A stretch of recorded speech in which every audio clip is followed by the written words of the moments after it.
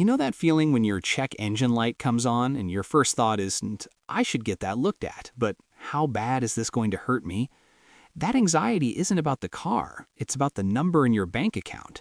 And there's a specific dollar amount that makes that feeling disappear almost completely. It's not $1 million, it's not even $100,000. It's $10,000. And what happens on the other side of that number is more dramatic than most people realize until they get there. Here's what almost nobody understands about money. The first $10,000 you save does not work the same way as every $10,000 after it. It's not just more money, it's a different category of money entirely. It changes the decisions you make, the risks you can take, the way you negotiate, the way you sleep. And the reason most people never experience this shift is not because they can't save $10,000, it's because they don't understand what they're actually building toward. They think saving is about having more. It's not.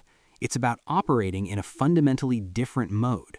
Let me show you exactly what that means. Let's start with a story that has nothing to do with money on the surface. In 1944, at Bretton Woods, the Allied nations sat down and designed the post-war global financial system. One of the core decisions they made was to give the United States a structural advantage. Every other country would peg their currency to the dollar. The dollar would be pegged to gold. What this meant in practice was that America was the only country that could never run out of money in the way everyone else could. They had a buffer that no one else had. And that buffer didn't just make America wealthier in the short term. It changed how America operated at every level.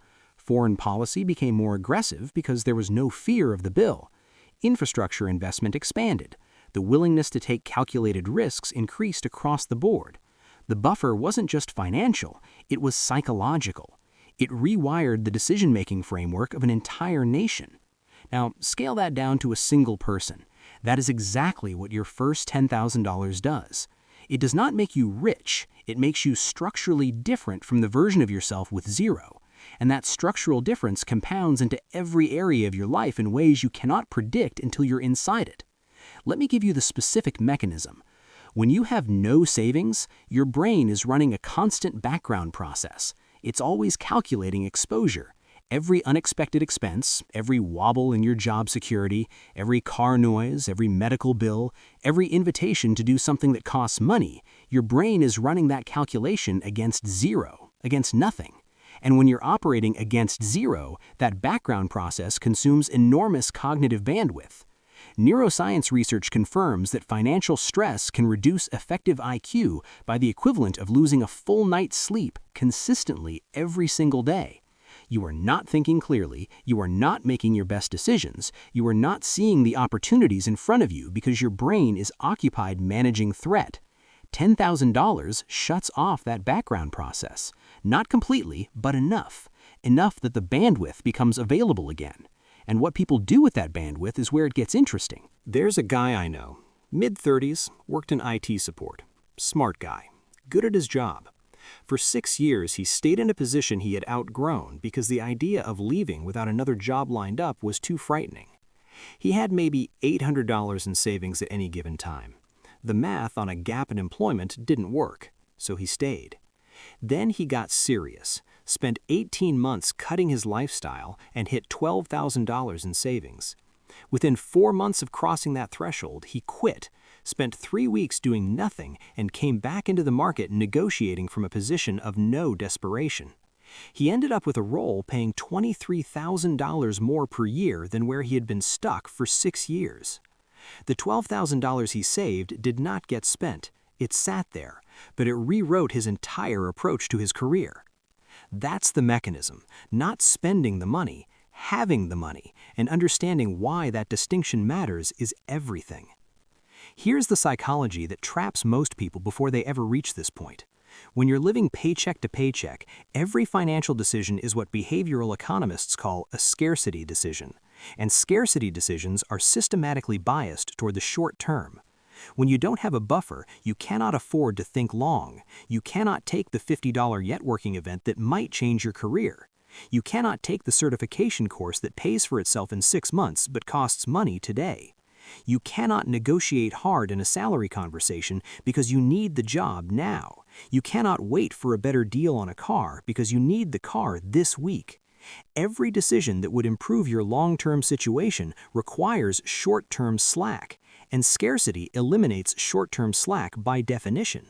This is not a willpower problem, it is a structural problem. And the reason people stay stuck in it is not because they spend money on frivolous things, it is because they never accumulate the buffer that would allow their brain to function differently. The system keeps them reactive, and reactive people do not build wealth, they manage crises.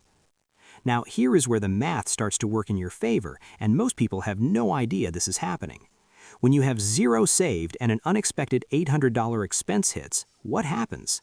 If it goes on a credit card at 24% interest, that $800 becomes $992 over a year. You did not just spend $800, you paid $992 for something that probably already broke. And more importantly, you now have a deficit instead of a starting point. You are below zero before you begin the next month. This is the debt spiral at the micro level. It works the same way for an individual as it does for a country. The mechanism is identical. Small shocks compound. The compounding moves the wrong direction. You spend more energy managing the spiral than building anything. But watch what happens when you have $10,000 and that same $800 expense hits. You pay it. Your balance goes to $9,200. You replenish it over the next 2 months. No interest, no penalty, no spiral. You handled the same financial shock for $800 instead of $992, and more importantly, you stayed above zero. You are still building. The shock did not set you back, it passed through.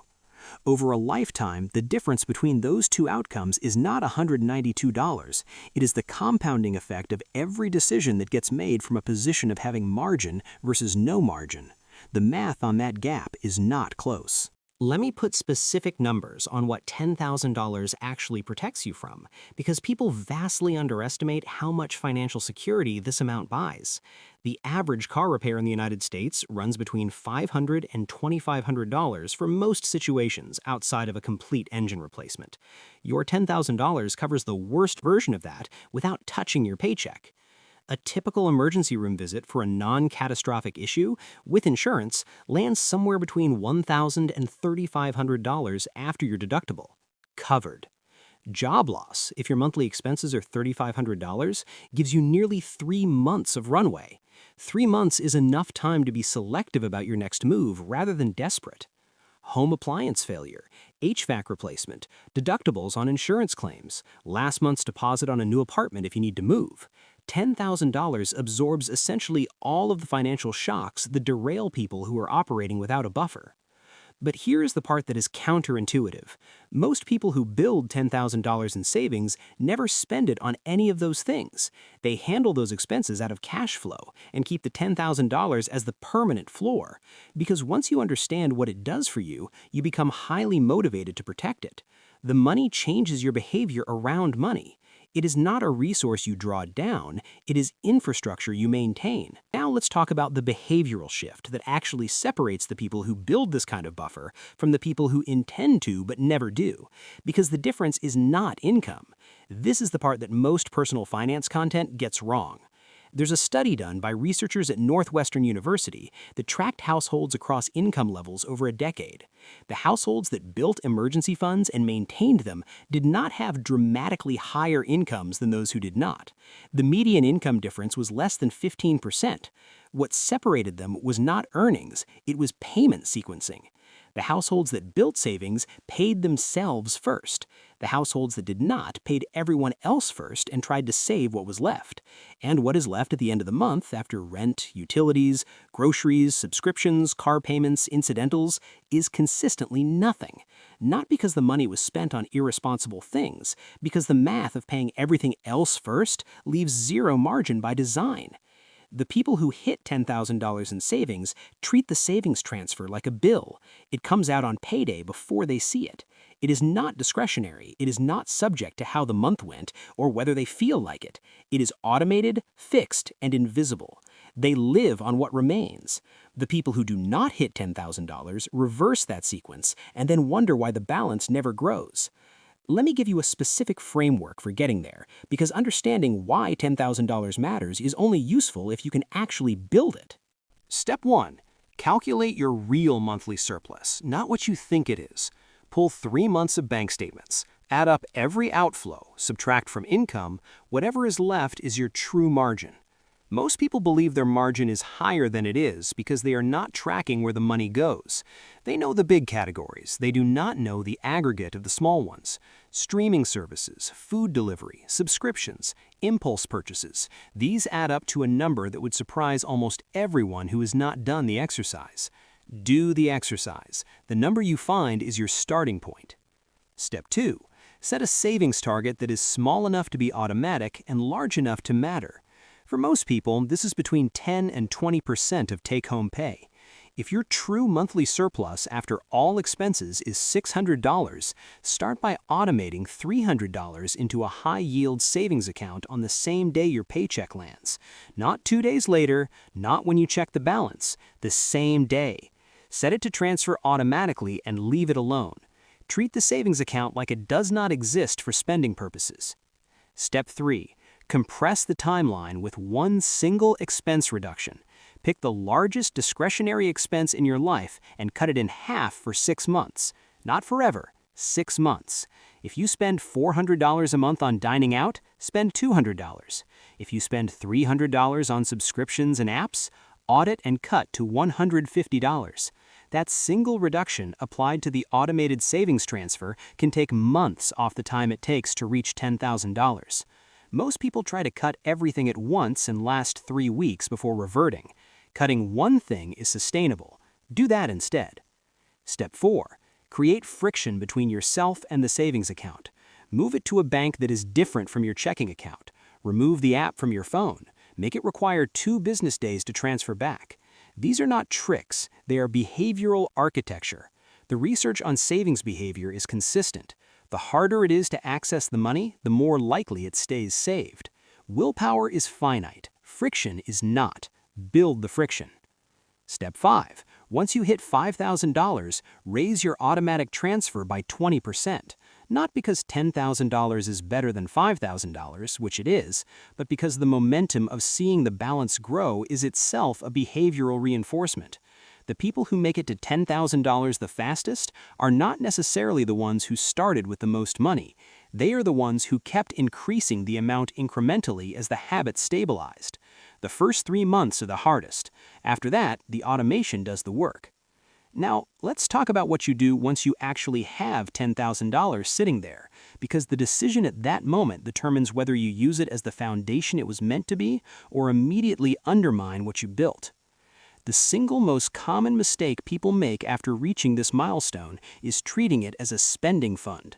They have been deprived for months or years. They hit the number and immediately they want to reward themselves in a way that draws down the balance.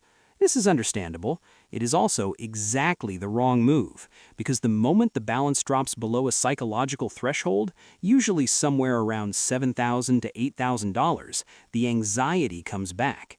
The background process restarts.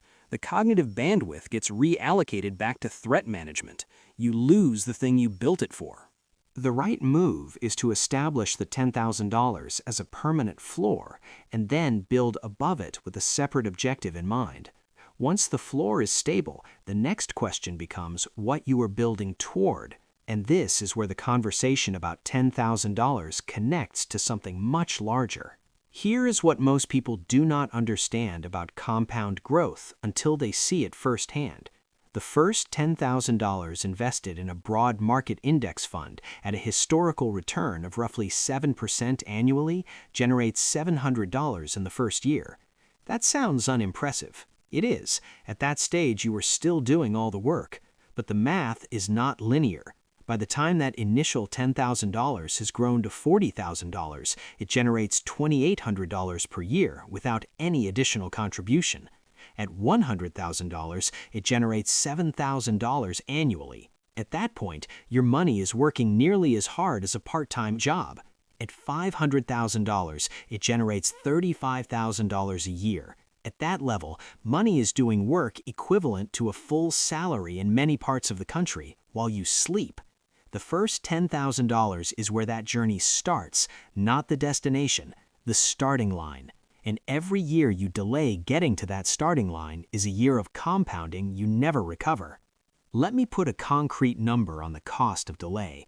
A 28-year-old who builds $10,000 and immediately invests it at 7% average annual return and never adds another dollar has $116,000 by age 65. A 38-year-old who does the exact same thing has $59,000 by 65. Same $10,000, same return. 10 years of delay cost $57,000, and that is without any additional contributions. The cost of waiting is not abstract, it is mathematical, it is calculable, and most people who calculate it get serious about the timeline in a way they were not before. Here's the final thing to understand about this milestone, and it is the most important. The $10,000 is not what changes you. Building the $10,000 is what changes you. Because getting to $10,000 requires that you develop the skill most people never develop, which is the ability to prioritize your future self over your present self consistently, across months, across temptations, across moments where the money would feel good to spend. That skill is the actual asset. The $10,000 is just the evidence that you built it. The people who build it discover something that no one can explain to them before they experience it.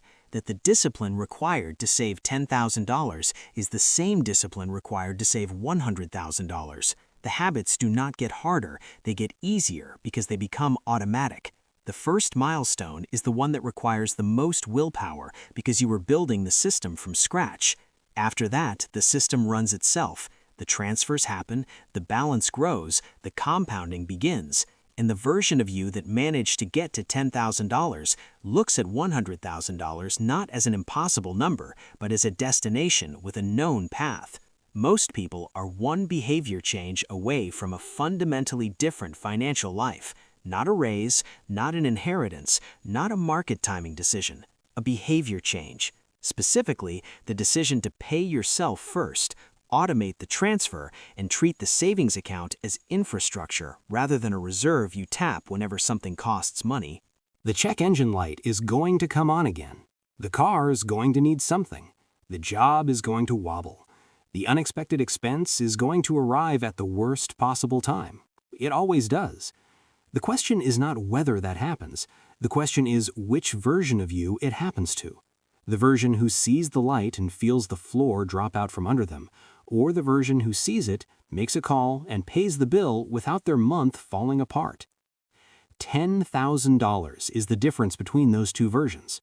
Not luxury, not security in any complete sense, just the minimum functional buffer that lets your brain operate differently, lets your decisions improve, lets your confidence anchor to something real, and starts the compounding that, if you do not touch it, will do more for your retirement than nearly any other single decision you make in your financial life. The transfer takes 4 minutes to set up. The math runs for the next 40 years. Start with whatever you have. Start today. Every month you wait is a month of compounding that does not happen. The machine works. The only variable is whether you turn it on.